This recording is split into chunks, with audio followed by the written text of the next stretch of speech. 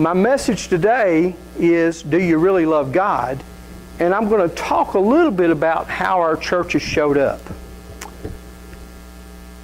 Me, Bob, and Tina are the only ones in the church that know Kevin Cohen. But in the process of the last year and a half, I guess, our church has really showed up in helping Kevin Cohen. He's got all the food he needs, right, Bob? Got all the clothes he needs. He's got TV, VCR, a brand new Bible. He's got everything that he needs as he's starting out his new journey. Tomorrow he starts a new job. Continue to pray for him. He's got to get, he's still waiting on his Social Security card, I believe. Or did he get it? He got his card. Still waiting on a few things to get back.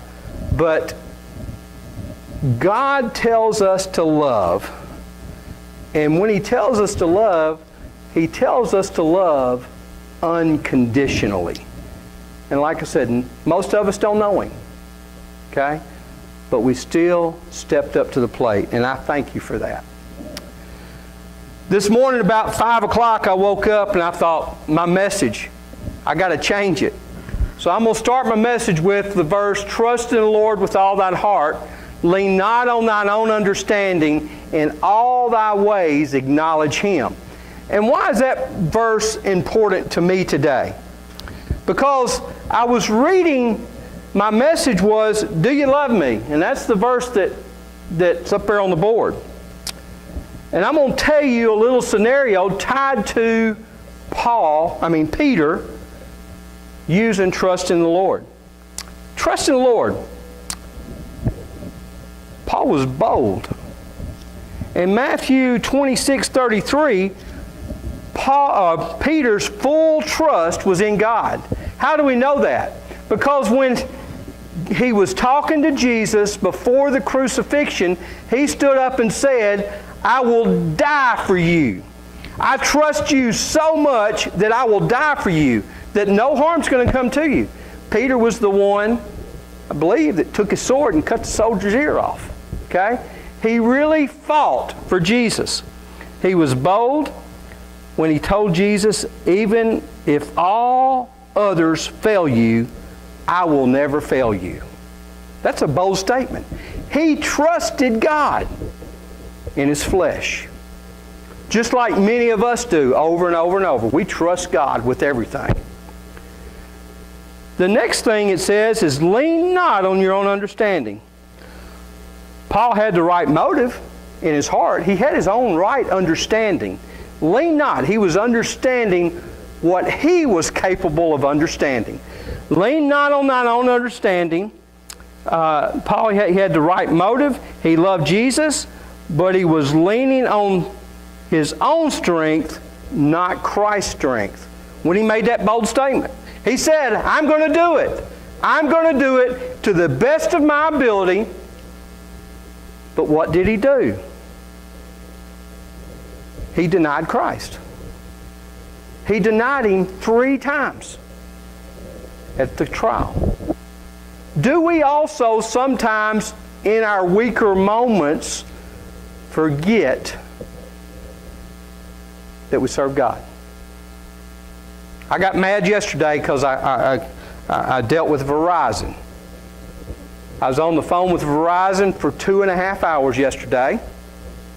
Okay? Not counting going to Verizon. Okay? I told them that if you weren't the only game in town that worked at my house, I'd get rid of everything. Why did I do it? Because I was aggravated. I was frustrated. Now, I qualified it. I said, look, I'm sorry. I'm not mad at you. I'm mad at the system. But I still said that, and it wasn't really necessary. See, sometimes self moves into our life. Right? Everybody agree with that? Self gets in there. He acknowledged. Paul had to acknowledge that he had denied Christ 3 times. He had heard the lesson. He'd heard the lessons that Jesus had taught him over and over and over. He even heard Jesus say, "You'll deny me 3 times." And what did he say? "Oh no, not me. I won't do it." He had to acknowledge that he couldn't do it on his own. And then God directed his path. And that's where my message started today. Jesus had to direct Paul away from what was comfortable.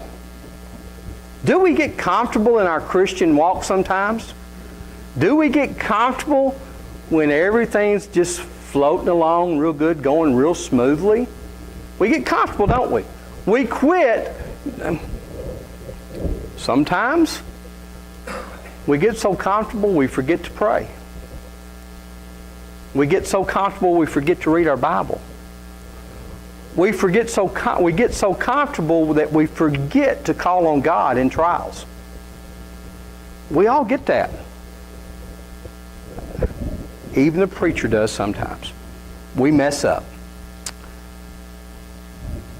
Jesus had to direct Paul away from what was comfortable. And that's where he went with, "Tend my lambs, shepherd my sheep, tend my sheep." Simon Peter, do you love me more than these? The love Jesus was talking about there is agape love. Agape love is a covenant love. It's recognizing who God is. It's a love that God loves you and you love God. He was saying it to Jesus, or Jesus was saying. What Peter had done was he was in his comfort zone. Do you love me more than these? Is what he's saying. What does he mean? Do you love me more than being comfortable? Now, there's 2 different parts, 2 different understandings in the more than these. And I'm going to just tell you both of them, and I'm going to say in both of them I can see the comfort level in both of them. Okay? One is, do you love me more than these? What was Peter? Anybody remember? He was a fisherman. He was a fisherman. What did Peter do when he walked away from God? When he left the crucifixion? He went back to fishing. He went back to what was comfortable to him. He went back to the old way of life. Sometimes when things get tough, we go back to the old way of life. We go back to our comfort zone. Or did it mean, do you love me more than you love your friends? Do we love God more than anything? Do we love God more than our husband or wife? Do we love God more than our kids? Do we love God more than this church? It's something that you got to make real in your life. God first, family second, church third, your job last. Now, everybody don't agree. That's fine. But I'm telling you, that's the way it should be. It should be everything is about God. And then your family. Do you love me more than these? Peter said, "Yes, Lord. You know I love you." And his love was a phileo love. Love meaning a brotherly love. A strong affection.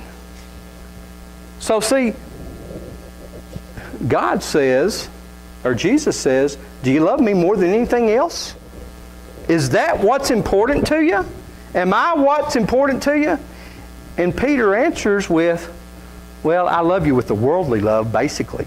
I love you strongly. I got a strong affection for you. Yeah, but I just showed you that I ran back to my fishing. That's what he's doing. And then he says, "Tend my lambs." I believe that when he says, in King James Version it says, feed my lambs, okay? I believe that means the new Christian. I believe that means the person, the struggling Christian, the person that does not have a deep understanding of who God is. In that process, it says, be devoted to feed, nourish, and this is how you feed lambs. To feed, nourish, protect, take all responsibility to teach them the words of God. That's what I believe Jesus was saying. Take the responsibility for this new generation of Christians that are coming up. He says the same thing to us. Feed my lambs. Take care of them. He said to him a second time, Simon, son of John, do you love me? Again, that's the agape love. He said to him, yes, Lord, you know I love you. Phileo love. The held back, the withdrawn love. He said to him, shepherd my sheep. Who are the sheep in the Bible? We are. It's the people that are Christians that have either grown up in the church or been a Christian a very long time, and he's telling them to shepherd them, to take care of them, to watch over them, to help them mature as saints. That's what he's saying there, is help them to become the Christians, the children of God that he's called them to be. He said to him the third time, Simon, son of John, do you love me? This time Jesus changed it to Paul's understanding of love. He couldn't get Paul there, so he changed it. But Paul caught on to it. Peter. I love Peter and I love Paul. I mean, I love talking about them. Probably, I've told y'all before, Paul's probably my favorite in the Bible, but Peter's the rock. So it's a lesser love than the agape, but what Peter understood this time, it grieved Peter's heart, because he recognized that God had changed the Word. He recognized the fact that he was no longer talking about agape, but talking about phileo. The Bible says Peter was grieved because he said it to him the third time. He was grieved because God had to ask him 3 times. Now, why did God ask him 3 times? Because he denied him 3 times. Okay? He wanted to make sure that Peter understood what he had done. Peter was grieved because he said to him the third time, do you love me? And he said to him, Lord, you know all things. You know that I love you. Jesus said to him, tend my sheep. Older Christians, faithful followers. That was John 21:15 through 17. It was left off. Where's your love for Christ today? Where do you put God in your life? I'm going to read just a couple more verses and I'll quit. How do we love God? A new commandment I give you, that if you love one another, phileo love, even as I have loved you, agape love, that you will also love one another. By this all men will know that you are my disciples, or followers of Christ, or Christians, if you have love one for another. You put self aside and behind you, and you love people. That's what we are called to do as Christians. We are called to love people regardless if they spit in your face. I know sometimes it's hard. Okay? Regardless if they do you wrong over and over and over. We are supposed to love God. How many times do we turn our cheek? 70 times 7. Is that 490? What is it? And it's an indefinite number. It's indefinite.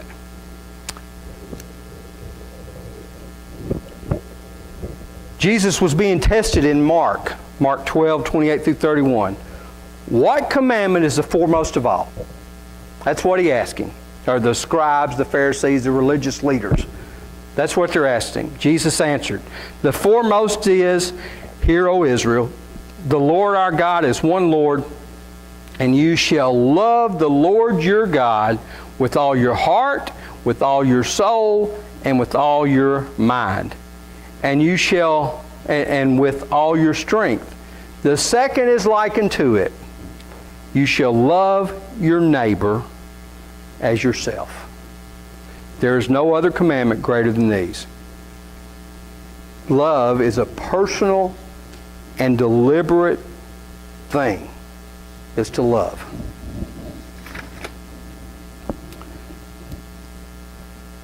God shows His love. How show God's love? For I was hungry and you gave me something to eat. I was thirsty and you gave me something to drink. I was a stranger and you invited me in. Naked and you clothed me. I was sick and you visited me. I was in prison and you came to me. And then you skip down a few more verses. Truly I say to you, to the extent that you did this to the one of these brothers of mine, even to the least of them, you did it for me. We're supposed to love people. We're supposed to love people no matter what. We're supposed to reach out to people no matter what. And when we keep doing that over and over and over, God will bless you and honor it. Sometimes it gets hard. Sometimes it has to be tough love. I agree with that too. I'm not saying that. Sometimes tough love is no. Sometimes tough love is when you get to a point where you can accept my love, we can do something. But we never stop loving. We never stop praying. We never stop reaching out to show love. And there's a difference in enabling and love.